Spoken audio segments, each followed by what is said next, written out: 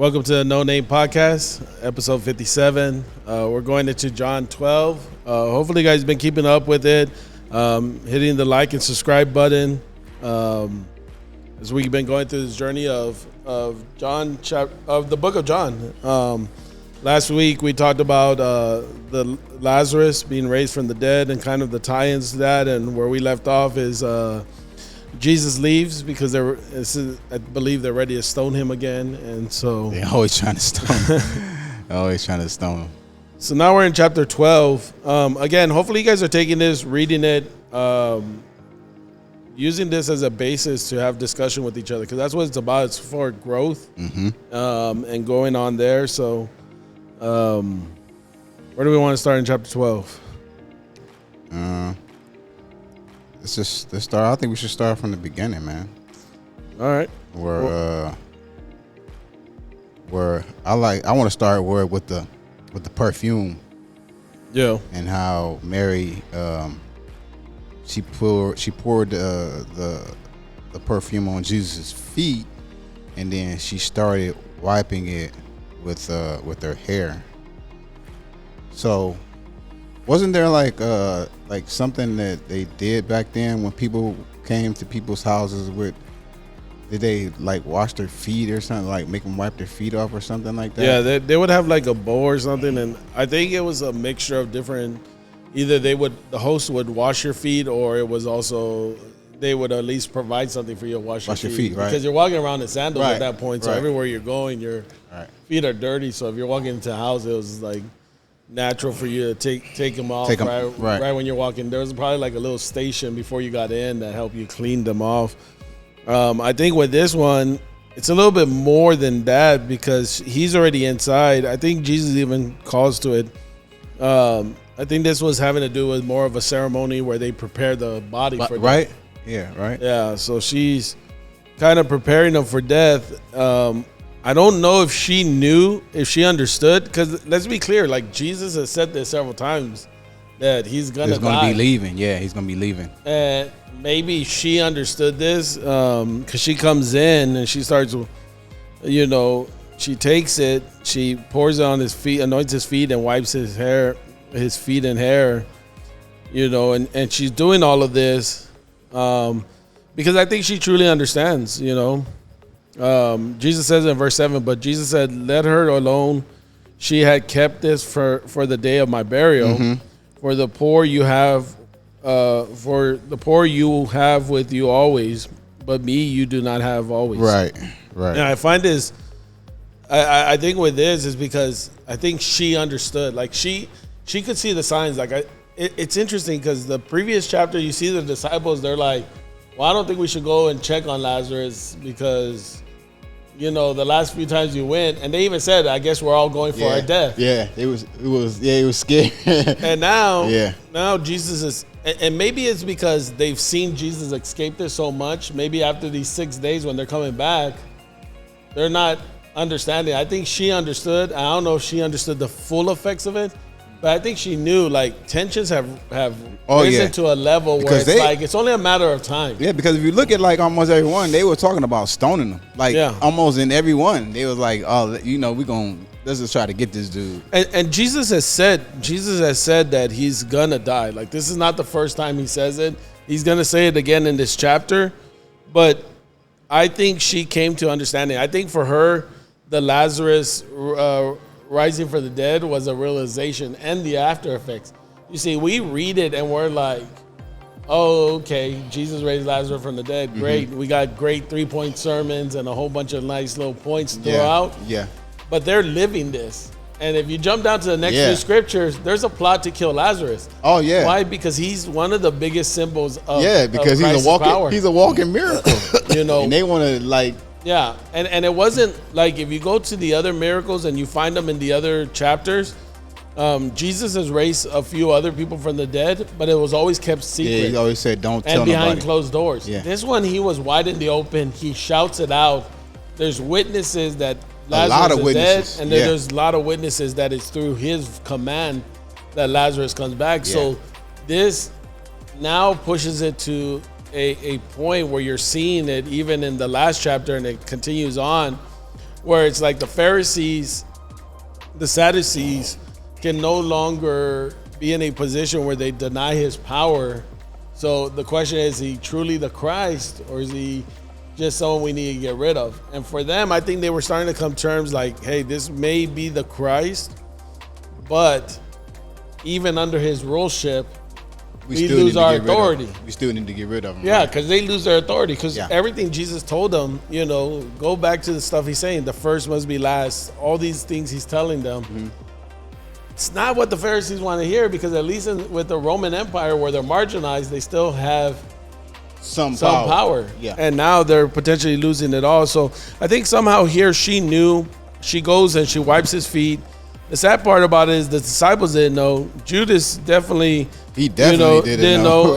and didn't recognize He it. definitely didn't know. And I think Jesus, even in his statement for the poor you will have with you always, but me you do not have always. I think it always leads back to there's a time and a place. You ever know? I think it was kind of like you're just using this as an excuse.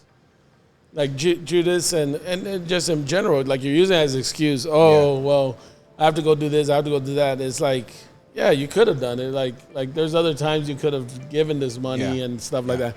Like he knew the heart's intent. He knew the heart wasn't about going and giving to the poor. Judas was a thief. Yeah. So then let's see. Well, too, it could have been she was grateful because of what Jesus did with Lazarus, raising him up. Yeah. I mean, it was safe for his burial, but at the same time, she was grateful that, because Mary, Martha cooked the breakfast, I think. Yeah. And Mary was the one there with Jesus, Yeah. So it could have been that she was grateful for what Jesus had done with Lazarus, because Lazarus was sitting there on the table. They said, they said, Yeah. But the point I really think is about the heart of Judas Iscariot. What was going on with him, because imagine he had been with Christ 3.5 years, heard all his Bible studies, heard all his sermons, saw every miracle that could happen, I mean, this guy was in the inner circle, even I believe he even had one-on-one talks with Jesus and all that. So, I'm sure, yeah. This man was close to Jesus and all that. Yeah, no. So,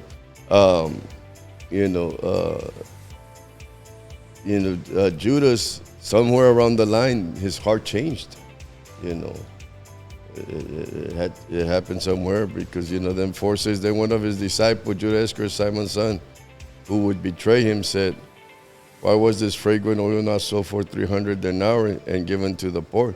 He already knew how much it was worth. Yeah.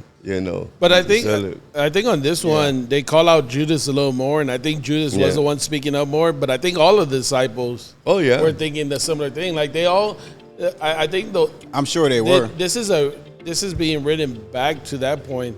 I think they all had certain points in their life where they believed Jesus, but they didn't fully know who he was. And I think that's kind of where this kind of leads to. That's true, because at the end, when Jesus was captive, they took off. They all took off except one, John. John stayed close to him, and even Peter, the one that said that he would die for him, walked afar from him.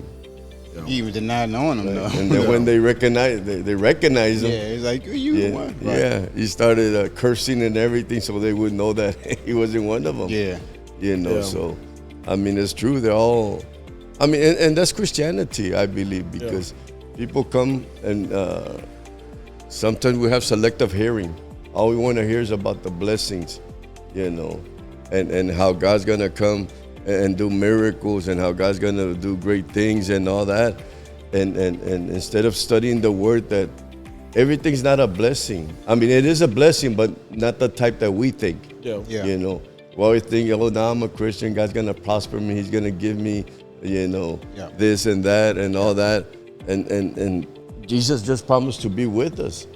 And we're going to live this life. We're going to make decisions, good and bad decisions. Yeah. And sometimes we don't ask God to help us with those decisions, So when the tough gets going, that's when people start getting discouraged and wander away from God, not realizing what Jesus promised to be with you. Not the way you think, the way He's gonna do it, His will. Yeah. But I think you point out an interesting part there is like he comes back 6 days later. He knows that he's basically headed to his death. He knows he's headed to it. But he took time to have supper with his friends and his disciples. Like he took the time to be around them. Like imagine if these are the last few days of your life. I don't know if his mother's with them, who's with them. All you know is his disciples and his friends who are there. He's having supper with them. Like he comes, to your point, Martha's making supper for them. He's sitting around. Lazarus is at the table. There's others at the table. The disciples are there.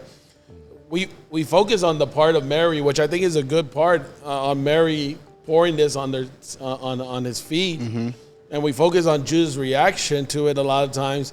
But we forget, like, this was Jesus just coming and spending time with them. Like, he wasn't in a rush to get it over with or whatever.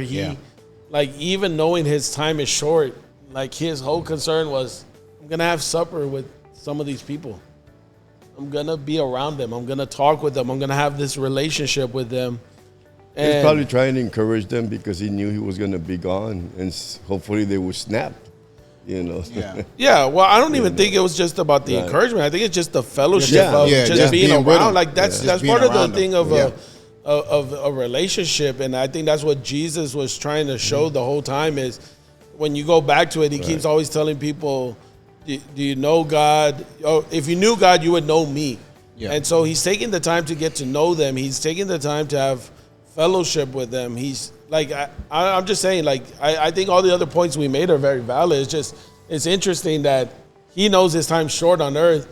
And instead of going and preaching to everyone and evangelizing to everyone and standing on the top of the mountain telling everyone he's about to die in 3 days and rises again, he's having supper with friends. Right, he's there eating He's having supper with the people in Bethany who've seen this miracle, who are there. And I just think sometimes that's important to sometimes just take the time out and have that fellowship with Christ, have that fellowship with God, not rushing through it, not putting a timetable on it, just rushing through it. And not rushing through it, but having that time with him. And I think that's what Christ even here shows. He's like taking a moment to have that time with them. Now, like in any party, you have key points that stick out. And here are the two key points: Mary pouring perfume and Judas' reaction to it. Yeah. But I think sometimes we miss that piece of here in his last days, he's having dinner with friends. Yeah. Like, it wasn't set up to give this sermon. It wasn't set up for this to happen. He was just having dinner with friends. It wasn't, but then like it was like when you go to 9, like it started to say like when all the people had heard about Jesus getting there, they wanted to see Lazarus, the man that Jesus had raised from the dead. And then the priest, that's when they decided they wanted to kill Lazarus too. Yeah. But going back to a point, you're right. He probably wasn't there to have a sermon. But like us, sometimes we sit around, even before the podcast, we start talking about Christianity. Yeah. We start talking about this and that. Yeah. And that's what I mean. So even though he wasn't preaching to them, I guarantee you they were asking questions to him. Oh, yeah. And wanting to know, know. And I believe Jesus too. His heart was, hey, you know what? You guys got to snap because I'm going to die. You guys got to receive what I'm telling you, Because human nature is like even now. When we hear that somebody's going to die, the first thing we get, denial. We don't want to accept that. No. You can't die. You can't, And all of a sudden, we don't want to hear what that person wants to tell you, even though he knows he's dying. Because a lot of times we want them to be here forever. And they wanted Jesus there forever too, because they thought he was the king. Yeah. They didn't want to hear that he was going to leave them, And then they were the ones that were going to have to live on that earth. And I think that's what I mean. It's a twofold thing. Right. Like it became that there's 2 points that come out of it. But I think the whole purpose of it was it just started off as a gathering, as a community. Yeah, he went there to visit. Because as much as Jesus wanted, look, as much as Jesus knew he was gonna die and stuff, I think he enjoyed the company. Oh, like yeah. it says His human side. like he loved Lazarus and his family. Like it talked about like this was his friend. Like it calls it out specifically. Yeah. Previous chapter. It wasn't this is a stranger asking for a miracle. This is some random person. Yeah. This is someone that's close to him. Yeah. And so here he goes. And I agree. I think that's one of the things sometimes when people are dying and stuff, we miss out on in that instead of enjoying every last bit of life, we're so focused on trying to preserve it for as long as possible. Look, Yeah. Even though the preservation of life comes afterwards. Like, this is just a body. Right. Like, we're just changing addresses. Exactly, right. We don't see, a lot of it's like when most Christians hear about a pastor. Oh, there's a pastor. Most people think a pastor should be perfect. Should be a righteous man, should be this and that. He shouldn't break no rules or fail or make mistakes or whatever because of the title. Instead of getting to know the pastor as a human being, even though he's a Christian and he's the leader and he's responsible to lead the flock and all that, at the same time, he's a human being, and all leaders in the church, because once they get a title of leadership, people start looking at them different, like, oh no, why are you acting that way? Oh no, And sometimes that's what we do with Jesus. We don't see him as a human being. Now, if God didn't want him to be a human being, he wouldn't have allowed him to come and be a human being and died on the cross. But he allowed Jesus to be a human being. He allowed him to have a family, Yeah. Because God could have just brought him just like he brought Adam. Boom, there. Yeah. There you are. Yeah. But he gave him a family. So he cared for his family. He cared for his brothers. They probably, played and fought like all families and all that. Of course. And that was just human nature. He was just growing up. Yeah. Until the Father told him, now it's ready for you to move. Because remember, he went into the temple at the age of 12 and started ministering to them. After that, the parents took him out and wasn't heard about him until what? He was 30? 30. You know. So we don't know during that time what he was doing. God was preparing him. He probably was working with his dad as a carpenter, because the dad was a carpenter. And working with him and all that, doing all the human things, and resisting all the human temptations that they're out there. Of course. Yeah. So it's natural for him right here to want to be with his friends at the end, talking and all. But at the same time, when his friends were following, just like anything, gossip or rumors, man, they spread like wildfire. Because all of a sudden, all the Pharisees and all that heard that he was there. And they wanted to go to find Jesus, but at the same time, they wanted Lazarus. They had heard Lazarus was going to be there, So they thought they were going to knock two birds with one stone. Well, I think it was more so the other Jews, right? The other Jews start hearing about him. Right. And so they want to come see it, because it's like human nature. If you see a physical miracle, now all of a sudden it becomes more real. Right. Yeah. And even, I think God even knew, I think Christ and God knew that this was not a sustainable way to have a relationship. Like, that's having to say, okay, I proved my love, so now you love me. And that's not a sustainability in a relationship. And so I think even Christ knew, because if Christ really thought like, oh, seeing Lazarus is going to create the relationship he wanted, he would have kept them around everywhere. But like we were talking the last time, Lazarus escapes for his life, heads out. Yeah. And I think Christ did that because they didn't want to focus on that, because it shouldn't be about the miracles, because there's going to be times there's going to be a time where we all die, and Christ is not going to raise our physical bodies. He'll raise our soul, but he's not going to raise our physical bodies. And I think that's one of the things that he understood too, because I think look throughout as we were studying the book, every time they wanted another miracle, he would say no. Right. Yeah, because I think you're right, because most Christians want to follow the miraculous miracle. That's why you always have people jumping from here to there, because they hear one, oh man, over there, that guy, that preacher, man, he's doing miracles and all that, and they go over there, and all this. And I would tell people, because Benny Hinn would come, which he would pray for people. I didn't got nothing wrong with that. But I would tell him, you know what the Bible says? In order for that man, when he prays for a miracle to happen, you have to be ready for that miracle. You have to believe. Why can't you have that same belief in a powerful man like that? The same belief in church that God can do a miracle, in the church, And then too, God ain't always going to do powerful miracles. I always find it interesting. Yeah, It's always interesting on. There's a couple of things. Like one, I think we were talking about the Jesus movement the last time. If you haven't seen the movie, it's a good movie to watch. No, I still haven't seen it. But I think that's something that they show at the end, right? You can have miracles and stuff which are nice and they attract people and stuff like that, but it's about building that relationship with God, and that's why you see the Jesus movement, or what they titled the Jesus movement, somewhat die out and fade out at some point. But still, the relationship with God still remains and things like that, because there's the relationship and then there's the miracle part of it. I think when they were starting it off, it was all about the relationship.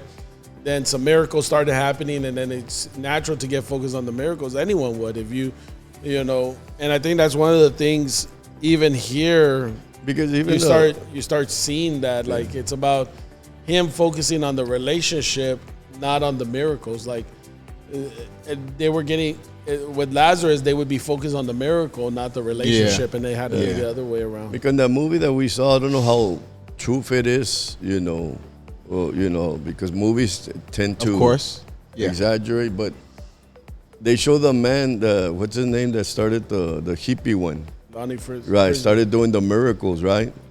And at the end, it showed that he was having pressure because he needed to keep on performing those miracles, and he started manufacturing the miracles, and when God would speak to him and all that, and the other pastor, he had been an established pastor for a long time, so he knew the word, he knew what God could do and not do, or didn't want to do, if it wasn't his will, and so he started intervening more, because he saw it that this guy was getting out of hand, Well, I think that's one of the things. That's one of the things about it, and that's why I think it goes back to focusing on the relationship and what you see throughout this. Because here's the other thing: like, everyone likes to see about miracles, and they love going to like churches where there's a miracle, or the blind's gonna be healed, the sickness taken away. But have you ever noticed, like, we'll go to these services that are mapped out for it or mapped out? Yeah, whenever Jesus did his miracles, or even his preachings and his sermons, they were at random times. Right. Like, it wasn't every Sabbath. He could be walking down the street. Like, here he is again teaching his disciples, and this is just a dinner. This is not a Sabbath. This is not a set-up service. This is not in the temple. Nearly just them gathering, and they're doing that. And I think that's why you don't hear from Lazarus anymore. Right. Like, Lazarus, they try to kill him, and he disappears. He escapes. We kind of talked about it last week. So if you want to go back and hear that, there's some great things about potentially where Lazarus ended up and stuff like that. But Lazarus goes, and you don't hear him as a major factor in the New Testament afterwards. Nope. Why? Because I truly believe Lazarus, I think, understood this, and Jesus did too. People would be so focused on him that they would start worshiping him and the miracle and stuff, and not focus on the relationship with God. That whole thing, to your point, the whole thing that led to that miracle was the relationship between Lazarus and Jesus. It was his friend. He said, "Here's my friend, someone I love. I'm going over there," and it was also used to glorify God, of course, above all. And I believe too. You see, Jesus raised Lazarus just to raise him. Yes, he was a miracle, and we never really heard of him. But Jesus didn't raise him, tell him, no, hey, you're going to be an apostle, you're going to be a disciple, you're going to go and preach to all the world. He just raised them because one, it was his friend. Two, it was a soul, and he raised them. And that's Christianity. And he wanted to bring glory to God. God doesn't raise all of us from the dead of sin to do something great. Yeah. Don't get me wrong. Well, anybody, right? Great Anybody, in how we measure it. right. Anybody can. God can use anybody to pray for somebody. Yeah. Right. I've always been a believer of that. It doesn't have to be a pastor. It can be a normal Christian. Yeah. It can be somebody that, because there's Who has Christians strong that, you know beliefs. what? They don't feel that they want to do something for God, but they love God. Yeah. And there's nothing wrong with that. It becomes wrong when you promise something to God and then you don't fulfill it yourself, you know. I think- Or you don't allow when you God to promise. help you to fulfill it. Well, Yeah, you know. and I think part of it, to your point, like it wasn't for Lazarus to do something great. It was Right. to show His power. God's glory and Yeah, His power, the glory to because God. He knew this was going to trigger the effect that was going to lead Him to the cross. Yeah. You know, at the end of the day, Jesus had to release Himself to go to the cross, and you see that God does this in several different instances. Because even in this one, if we jump down towards the bottom, Jesus is naturally, his human side is like, man, he's starting to get worried about going to the cross. He says, "My soul is troubled," verse 27, "and what shall I say? Father, save me from this hour. But for this purpose I came to this hour. Father, glorify your name." Yeah. And he says this, and then a voice, an audible voice comes out of heaven and says, Right. "I have both glorified it and will glorify it again." And the people stood around and they're wondering, but verse 30 is where I wanted to get to. And Jesus clearly says, Jesus' answer said, "This voice did not come because of me, but for your sake."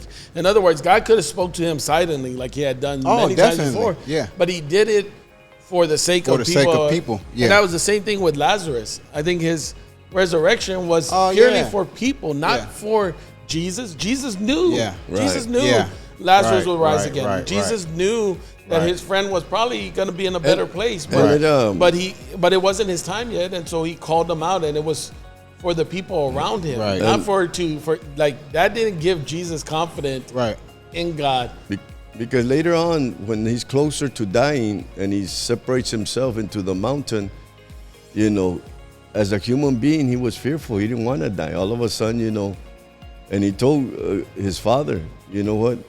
If you can take this cup away from me, you know, let it be your will. But if not, you know, Let your will be done. let your will be done." Yeah. You know, and as Christians, you know, we don't like to read. You know, it's like now that we've gone into the Bible and the podcast, you see not that we go by numbers. That's one thing, because we don't. No. We don't care. I don't care Right. about numbers. Yeah, I don't You know. either. Yeah. But now you see that they dwindle a little bit.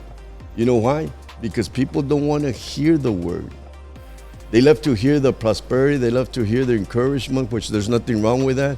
Right. You know, and all this. But at the same time, what we're trying to help people do is to establish themselves and have a foundation and be students of the word for themselves to become Yeah. a student Yeah, of the word. definitely. Study the Definitely. Bible. Definitely. You know, what the Bible says, what it doesn't say, because, you know, the Bible says at the end days there's going to be so many false doctrines, prophets. Yeah. false prophets and all that. And you know, and even when I preach, I tell them, look, don't just believe me. Make sure it comes from the word. You know, just because I'm your pastor doesn't mean make sure it comes from the word. Yeah. Yeah. I've heard Because that even many here, times, we see how Judas' Many heart times. turned, you know, and he was one of the disciples. Yeah. And Jesus was still sending him out, you know, and they were doing things and all that. Yeah. And even, what is it? There's a verse where he says, what was it? When he's mad about the money. And then. What are you talking about in the beginning? Yeah. Where was it? Where it says that?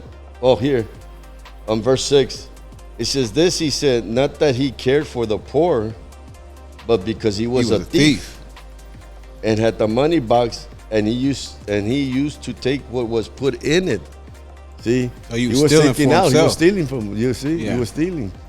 You know. And he probably stole about 300 denarius around that time and said, God darn it. I mean, excuse me.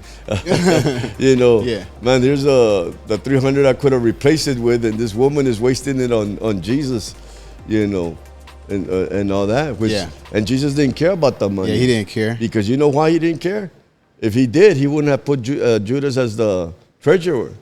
Because he already knew Judas' heart and Yeah, because he past. could have outed him Right. at any time.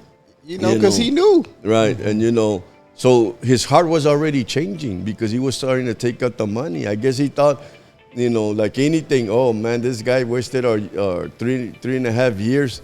You know what? I'm gonna take whatever I can. Or maybe he thought because and like if we go back to every episode, maybe he thought they were going to kill Jesus. Yeah. Which I mean, not in the sense of how Jesus is going to die, but you know what I mean. Like they gonna kill this dude. So let me just get my cut now. But at the same time, when you don't truly have a relationship with God, you're gonna go back to your old ways. You see, I'm a firm believer in that. Yeah. I tell people. To me, it is a necessity to serve God. I serve God because I want to, but at the same time, it's a necessity. Yeah. Because I know just because I've been clean all these years, I'm not going to deceive myself and say, man, I can go back, leave the church and all that. That would be a mistake. And live a normal life. I wouldn't. The moment I walk out, just like the says here that the devil came into him, the devil will come into me. Yeah. And I remember when I was young, because when I lost my daughter, I couldn't, it really attacked me, because I had been praying like anybody for God to spare my daughter, and I would tell God, look at all the things I was doing and all that, and one of the worst things you can do is be by yourself with an idle mind, because the idle mind becomes the devil's playground. I remember when I was at the hospital and they had told us that they had to induce labor, and I think it was 2 or 3 days that Fidelia was there being induced, and I was there all the time in the waiting room. The devil started playing with my mind. One, because I probably allowed it, and the devil started telling you see, your sins are coming to haunt you back. Look at that could have been just yourself too, right? Though, And look at this. All you do for God and all you do for that, and and the devil was having a getting discouraged. Yeah. All your drug abuse. Yeah. Brought this upon you. Yeah. You see, and I remember after she passed away, we buried her and everything, and I told Philia, you know what? No, it's tough, right? I can't take it. Yeah. And I remember that her, my mom, and them, my dad said, the moment I said that and gave the keys back to my dad, they could see the darkness just come over me, And I even told them, I'm not going back to drugs. I just want to be left alone. I'm gonna go to work, go and do that. It didn't even take a day before I was looking for drugs. Yeah, I can and I hit it hard. Yeah. I hit it hard and all that. Because later on when I came back and restored my life with God, I knew that the mistake I had done is when you separate from your relationship with God. Because the most important thing you have is your relationship with God. I thought by winning every soul, going out, giving millions of flyers, thousands of flyers, doing rallies, and which don't get me wrong, all that is great. Yeah. All that is great. But when you don't protect your relationship with God, none of that is going to be effective. Yeah. And that's what I learned. And I believe these men, some of them didn't protect their relationship with God. I mean, obviously, look at what happened. I think they were all kind of in that position of they didn't understand their relationship with God, and I think that's where Jesus was driving it at. And I think that's what the interesting part of all of this, like when John's writing this, John is writing this many years later, looking back. So he didn't know Judas was stealing at that time. He had no idea. And I still think, here's the thing, and I don't know, this is something we have to find out in heaven. It tells us what happens to Judas afterwards. But he hung himself. But what people don't always fully understand is, yes, he betrayed Christ, but even that betrayal could be forgiven. Yeah. Because all sins were paid at the cross. Right. So you have no idea that if Christ knew, hey, this is what I needed to keep Judas around, even though I know he's doing wrong. I know he's not fully on board, but he's still looking at all of this. Because that's what he does with all of us. Like that. Most of us aren't 100% completely sold on our belief. You're correct. 100%. Correct. If we were, Christ would take us. Like that's when Enoch was 100%, bam, took him. Right. Yeah. Well, sometimes, because we're all gonna doubt. Yeah. Even myself. I've been doing this for so long, and I had my goals. I had my goals where we should be right now. Yeah, of course. Have we reached them? No, we haven't. But you know what? That's not my will. That's God's will. Right. Whatever, and it's not going to stop you either, though. Right. Whatever we have, whatever's happening now, it's all in God's hand, Yeah. And because even Judas, the Bible says that the moment he received that money and all that, he started feeling guilty. Yeah. And he even went back to try to give the money back to release, for them to release them. Yeah. And they had already told him, no, you keep your whatever. There's a word they used. Yeah. The money. He went on, And Judas went, and Judas, the Bible says Judas felt sorrow, felt hurt, because he betrayed. Yeah. He betrayed a man that kept him, for 3.5 years, But instead of asking, finding out that he could ask for forgiveness, and still be forgiven, he took the other route. That's the part we don't know. Right. We don't know if he asked for forgiveness or anything. All we know is he went and he killed himself. No. That's right. No. I said that he could have asked for forgiveness. Okay. Not that he asked for forgiveness. Okay. He could have asked for forgiveness. Yeah. He took the other route of hanging himself. Yeah. And that's the same way us in Christianity. When we do something wrong, and there comes a conviction, condemnation. Condemnation. For sure. Some of us, instead of coming to Christ, to the extreme. What, Lord, forgive me, man. I fell. Yeah. I did wrong. Yeah. I know it is. I know you're convicting me, and you help me to correct it. Give me the strength not to do it. Some of us, we commit suicide by saying, you know what? I'm just gonna go back. I messed up. There's no. Yeah. And we go back to our old ways. I agree. I agree. And a lot of people, Well, I think that's where. But going back, Christianity is a battle, just like life. Life is a battle, God doesn't take away our battles, and God doesn't take away our life, Every day we wake up, guess what? We're going to start battling. Oh, yeah, definitely. You're going to battle at work. You're going to battle at home. You're going to battle wherever you're at. Yeah. I think that's why, if you look at it throughout what we've been going through in John, and he re-highlights it at the end of here, walking in the light. It's all about darkness and light, and it all ties into knowing God and not knowing God. And I say this because Jesus goes back and he says in verse 44, he says, then Jesus cried out and said, he who believes in me believes not in me, but in him who sent me. Yeah. And he who sees me sees him who sent me. I have come as a light into the world, that whoever believes in me should not abide in darkness. Right. And that's one of the things, kind of, if you look at this whole chapter, Jesus is fulfilling a lot of prophecies. Yeah. He's coming in, they're doing the palms and worshiping him, crying out, Hosanna. Mm-hmm. He finds a donkey, he rides in on it, which is the worst symbol for a king to ride on, right? But it was written in the prophecy. But it was written in the prophecy. That a king would come riding on a donkey. Mm-hmm. But typically in those times, the donkey was not a noble animal. That was not something a king would ride on. That's a servant riding on something of that sort. Mm-hmm. But everyone's missing this because, again, they don't know who God is. They don't have that relationship. They go into darkness. Yep. And it goes back to Judas. It goes back to even like what you were talking about, what we all go through, is if we don't have that relationship with God, or we start moving away from it, then we go into darkness, we go into isolation, and then we stop knowing who God is. You see, a lot of this whole thing is about knowing who God is, and it brings us light. It brings us light into our life, which the light does a lot of things. A lot of times everyone thinks, okay, the light, that's where I want to be. But sometimes the light's going to make you see the things inside of you. It's going to make yourself. It exposes. It's supposed to. There's going to be warmth there, but there's also heat. Yeah. There's also like you said, the exposing of stuff, the things inside of us, the things that we had to do and realize and work through. But it's God's grace when He's with us in the light, and that's what you see through a lot of them. Like, I don't know if when Judas got that money and stuff, if that was the light finally showing them, like, oh darn, I just sold out. I think I just sold out the Messiah. I just, because again. And I'm no Bible scholar. I have to go back and look at it. I don't know the time frame between Judas killing himself and Christ's death and resurrection.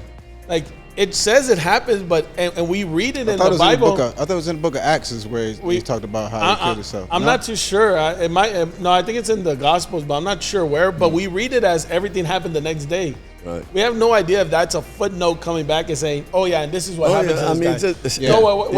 But the reason I'm saying that is because, like, it could have been and again, don't take this for word. Go do the research. I have to go do the research. But it could have been he found out after he starts hearing of the resurrection, and he's like, "Damn, oh man, I just did this. Right. I triggered it." Yeah, the Bible, when we read it, good point. It's like looking at a movie. You see a movie or series, all of a sudden they show that they start something. Yeah. Then all of a sudden you find out that 3 years, 6 years have passed of where they are, and that's the same way the Bible is.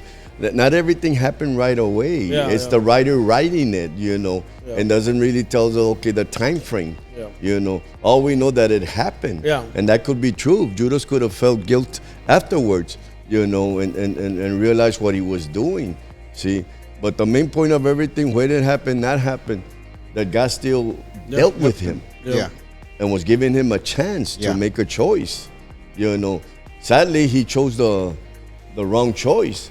And it's like even the Pharisees and the Sadducees and all that, the Jews, when they went and asked that they wanted Jesus to be crucified.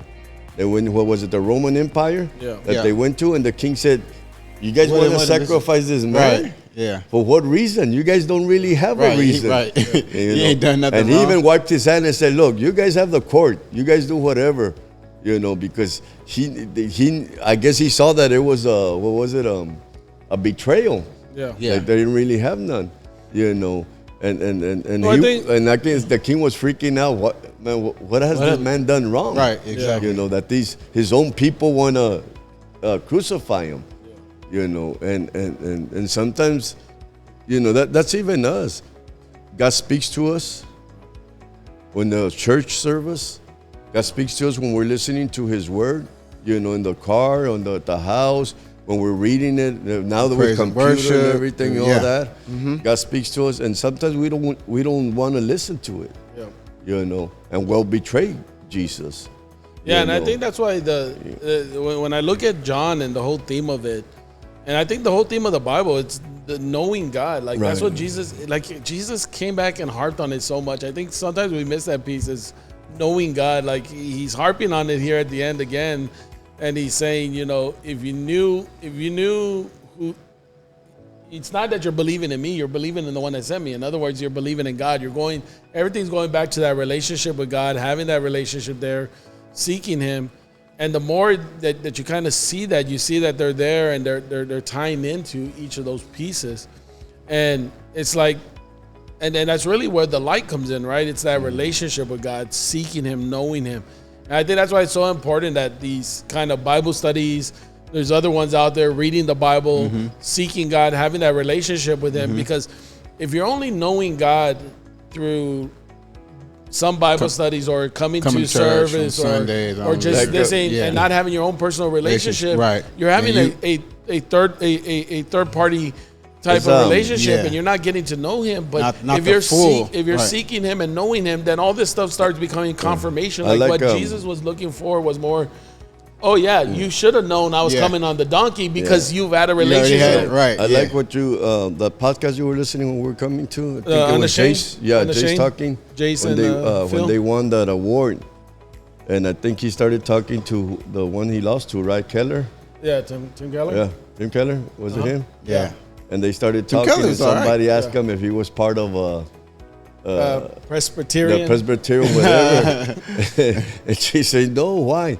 Because they saw them talking together, And then Chase says, what I like about Chase, he said, I like to broaden or something like that, I like to talk to different people, about the word and all that, not just one religion, but, all of it. Yeah. And, when I heard that, the first thing in my mind, I said, I thank God for my dad, because that's one thing he taught me. Don't just follow one thing. Learn from everybody. Yeah. And then he told me, with the simplest thing that ever, it's like eating chicken, Joe. Eat the meat, throw away the bones. Yep. Yeah. You read books from everybody. And he even told me, and that freaked me out, he said, I read secular books sometimes, like business books, how to administration and all this. He said, because I believe God could use these men too. Yeah. He said, so there's things that I see in those books that help me, and there's things that don't help me. I think that's one of the... And that's why a lot of us, we should broaden ourselves, receive from different people and let God speak to you. Because sometimes if you hear, let's say you hear us, then tomorrow you hear somebody else, and all of a sudden it connects. Yeah. That's God showing you, it can happen, you're going on the right track. Yeah. The important piece to all of that, with the connection, is your own personal relationship with God. Because you can read all those books and have your own personal relationship. Right, definitely. But God does speak through many people, and it leads through many different things. Yeah. And that's why I think a lot of times, throughout years, people have been concerned, right? Oh, if I read of this other denomination, or if I read of this other person, it's going to pull me to another gospel. And I think the whole thing is about having that relationship with God. If you have that relationship with God and you're founded in it, you can read or hear whatever. That's what belief is. If your belief is easily swayed, if your belief is easily swayed by something someone said or something that you read, then you really don't have a relationship with God. Because even from the beginning of times, from Adam and Eve, when God first formed Adam, it was for him to have fellowship with God, to have a relationship with God.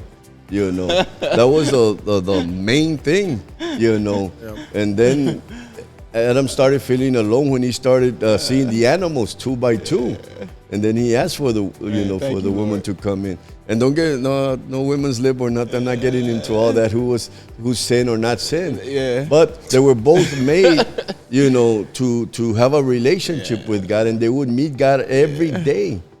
So that's why man was formed until.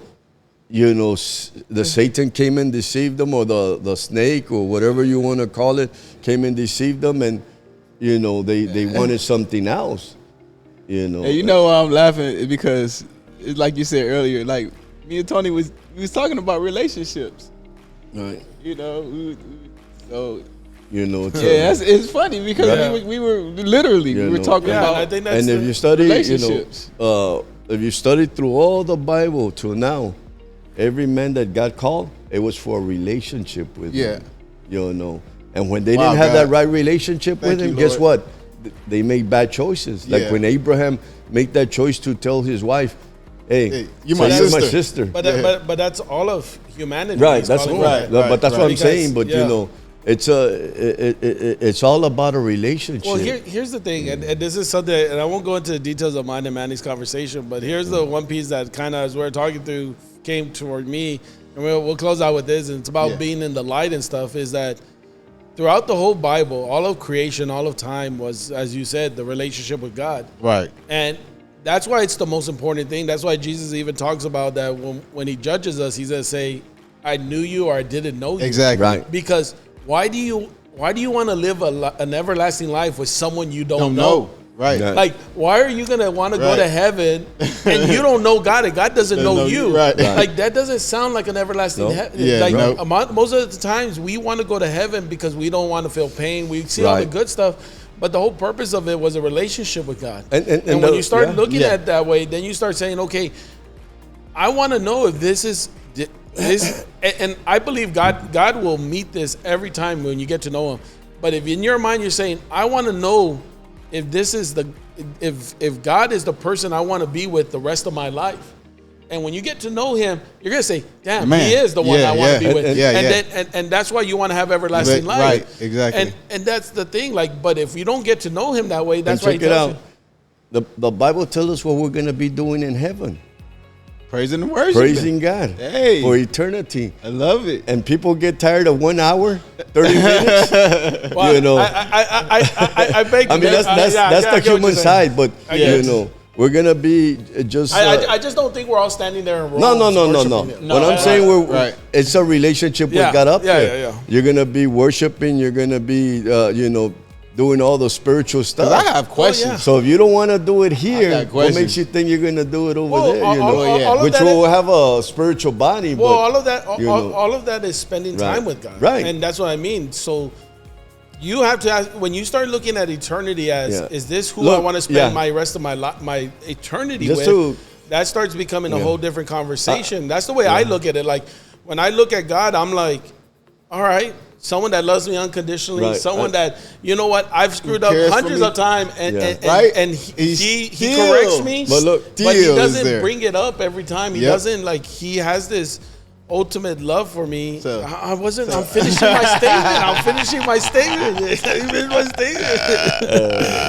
I'm just joking. I know. Yeah. I know. Yeah. But I'm just joking, people. and this is the way we talk with each other. So I mean, Yeah. if you haven't figured it out in 57 podcasts, Right. they're gonna Right. like. And we're not the only ones that do Right. this. Go But- watch other podcasts. You'll see The other do people, this. I'm sure. But I think that's the thing. Like when you figure out that's who I want to be with, like that changes that changes my view on heaven, because I'm like, okay, God is the person. Like I want to see His creation. I want to see the things He's done, and He may even want to see how I would react to Yeah. it. Like I want to see it. Like, go ahead. I already lost my thought. Wow. Gee, wow. Let's see. Come on, man. Well, we'll Yeah, bring it back. bring it You'll back. bring it Next back. session. Next Bring it back. episode, Yeah. it's a be Yeah. continue for his memory. My It'll brain be went back. down. But I was just joking when I was raising up my hand. You're so Yeah, sarcastic You about know, raising your hand, you forgot. that's another thing I believe. We enjoy what we do when we're talking here. Yeah. You know, that's why Definitely. sometimes we get So much out of carried learn. away or not carried Yeah. away. Yeah. That, I've learned a lot. You know, that Well, 'cause this is not- yeah. right. Yeah. And when you enjoy receiving, you're gonna time doesn't matter Yeah. because you're enjoying it. Yeah. Yeah. You know, it's like when you fall in love with a woman or a man, time doesn't matter. You want to talk to her all You day, guys, text to her. you guys and could all have that. this whole conversation. Right. If you replayed it for someone Right. else, they're gonna be like, "That's the stupidest thing I've heard. I don't want to hear that. That's dumb. Why are you guys talking for that long?" But for you, it was everything. Right. Yeah. But you know, on having a relationship with God, you know, I think that that's the most important thing that we have. Definitely. And that's one thing we've been trying to drain Really push, into yeah. everybody. Yeah. Yeah. A push, you know, your relationship with God. Not the pastor, not the ministry, which is all those are good things, but we're here just to guide you and to lead you. Right. Yeah. But the only one that can help you is Jesus and God. And that's the main important. We have to have a relationship with Him, you know. Yeah. And I guarantee you, once we stop here, I'm going to remember what I had to say. So Well, it'll be continued too for late. next episode. But hey, appreciate you guys Hey. watching. Continue your relationship with God. Hit the like and subscribe. Hit Yeah. the like and subscribe and pass it to others. Let's keep Come on. Let's keep having more no-name Yeah. people joining us. So with that, we'll say that's it. Deuces. God bless. You remember now? Well,